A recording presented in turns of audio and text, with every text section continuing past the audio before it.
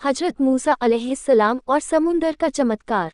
बहुत समय पहले मिस्र में बनी इसराइल नाम की एक कौम रहती थी। वह फिरौन नाम के राजा की गुलामी में थी।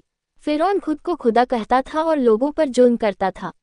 अल्लाह ने हजरत मूसा अलैहिस्सलाम को नबी बनाकर भेजा ताकि वह बनी इसराइल को आज़ादी दिलाएं और फिरौन को अल्लाह का संदेश दें।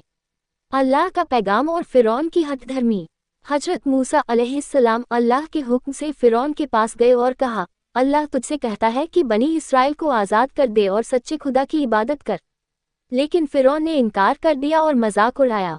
उसने मूसा अलैहिस्सलाम को झूठा कहा और अपनी ताकत पर घमंड किया।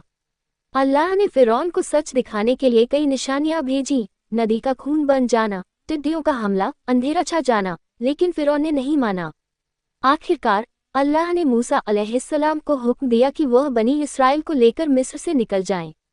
समुंदर का चमत्कार। रात के अंधेरे में हजरत मूसा अलैहिस्सलाम बनी इसराइल को लेकर मिस्र से निकल पड़े। जब फिरौन को पता चला तो वह अपने सैनिकों के साथ पीछा करने लगा। आगे समुंदर था और पीछे फिरौन की फौज। बनी इसराइल घबरा गए और बोले, अब तो हम पकड़े जाएंगे। हजरत मूसा अलैहिस्सलाम ने उन्हें तसल्ली दी और कहा, अल्लाह हमारे साथ है। फिर उन्होंने अल्लाह के हुक्म से अपना आसा लाठी समुंदर पर मारी। अल्लाह के करिश्मे से समुंदर दो हिस्सों में बंट गया और बीच में एक सूखा रास्ता बन गया।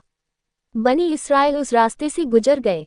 जब फिरौन और उसकी फौज भी समुंदर के रास्ते में घुसी तो अचानक पानी वापस अपनी जगह आ गया और फिरौन अपनी पूरी फौज के साथ डूब गया। मरते समय उसने कहा, अब मैं मानता हूं कि मूसा का खुदा ही सच्चा है। लेकिन अब बहुत देर हो चुकी थी। सबक और शिक्षा। इस कहानी से हमें कई सबक मिलते हैं।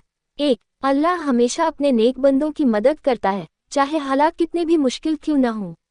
2. गुरूर और जुल्म करने वाले का अंत बुरा ही होता है।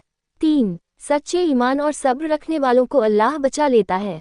आज भी हजरत मूसा अलैहिस्सलाम की यह कहानी हमें यकीन, सब्र और अल्लाह की मदद पर भरोसा रखने की सीख देती है।